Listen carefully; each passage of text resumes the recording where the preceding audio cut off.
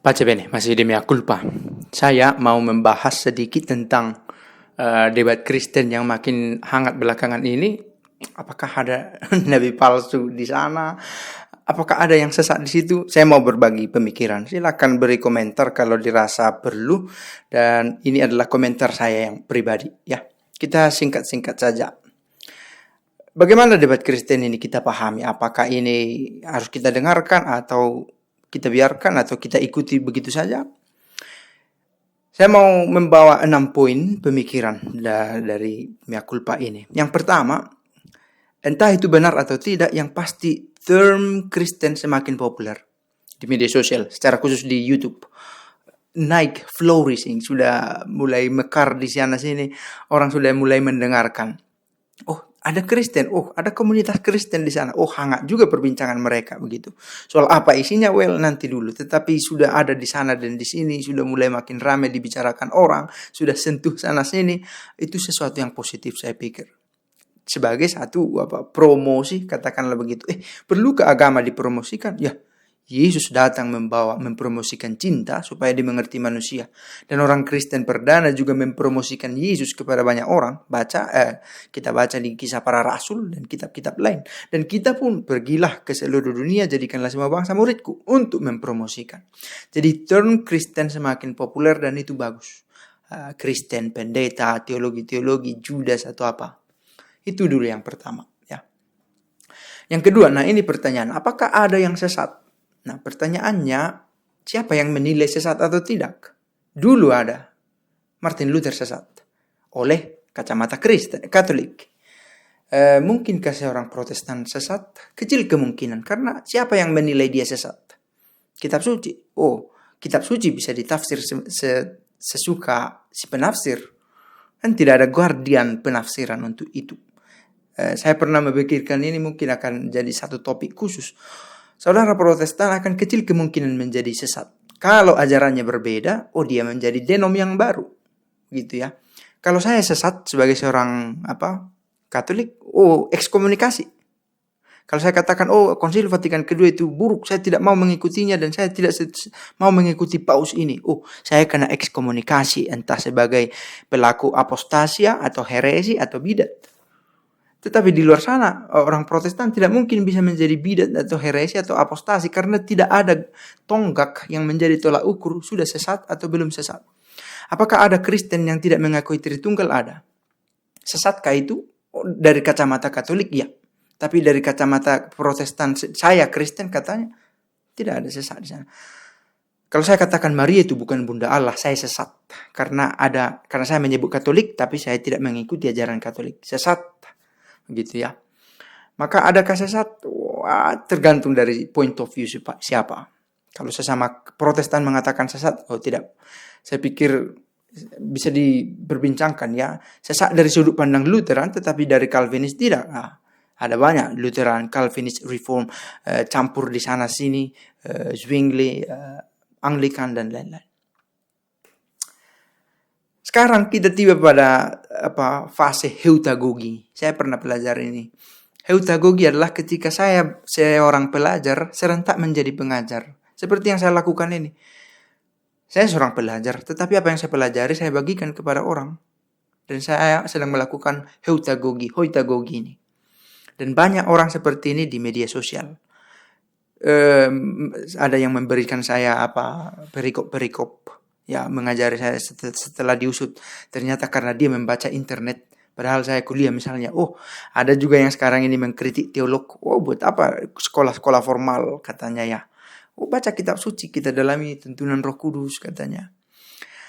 Antara yang well educated dengan yang well being, dengan yang kaya, dengan yang pintar, dengan yang tidak kaya, tidak pintar, tetapi ingin memahami, bertemu semua bertemu di pasar yang kita sebut dengan media sosial ini.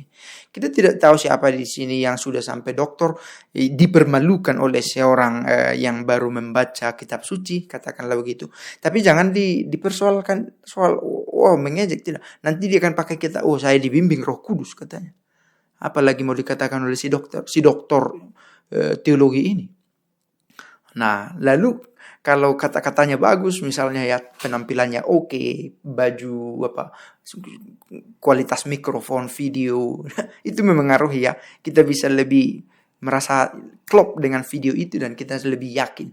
Apalagi dengan gaya pembicaraannya yang berkarisma, katakanlah begitu, good looking dan eye catchy atau apalah kita sebut, sehingga saya suka begitu ya. Sampai-sampai kita gampang kita gampang terbawa kepercayaan. Artinya kita dengan gampang percaya pada dia, padahal seorang yang doktor itu kita tidak yakin, padahal sudah studi sampai belasan tahun tentang kitab suci atau tentang teologi. Maka kita sudah ada di fase hoitagogi, semua orang mengajar, maka kita pun harus lebih waspada. Sekarang lagi dengan coronavirus ini, kita banyak di rumah, kita banyak membuka internet, kita mendapat banyak asupan informasi yang filtrasinya, saringannya tidak selalu gampang ya. Tidak ada nihil obstat, tidak ada imprimatur, tidak ada yang mengatakan ini benar atau ini salah, dan tidak ada kuasa untuk mengatakan ini sah sebagai ajaran.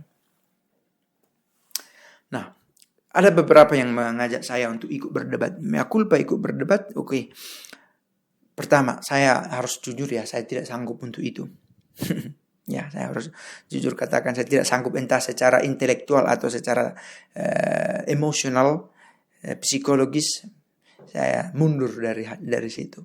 Mungkin saya memakai metode lain untuk berkabar-kabar seperti ini, dengan ya membuat informasi-informasi kecil. Tapi untuk saat ini atau mungkin juga kelak tidak berdebat.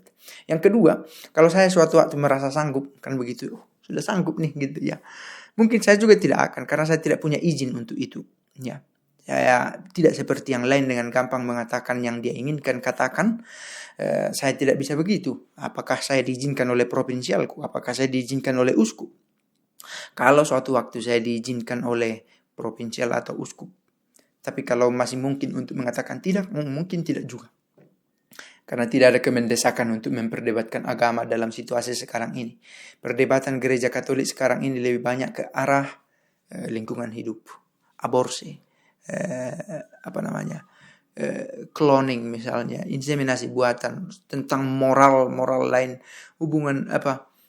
bagaimana hubungan gay LGBT. Karena situasi sosial seperti itulah locus theologicus kita. Sebagaimana Yesus sendiri juga mempermasalahkan cara hidup ahli Taurat, orang Farisi. Sedemikian juga gereja Katolik harus sampai ke situasi aktual. Bukan lagi melulu bahwa ada teologi spekulatif, tetapi tidak hanya sekedar berteologi semacam itu. Maka saya tidak ikut berdebat, karena saya tidak mampu juga. Mungkin saya tidak diizinkan untuk itu. Kalaupun saya mampu dan diizinkan, mungkin saya juga tidak mau. Tergantung situasi.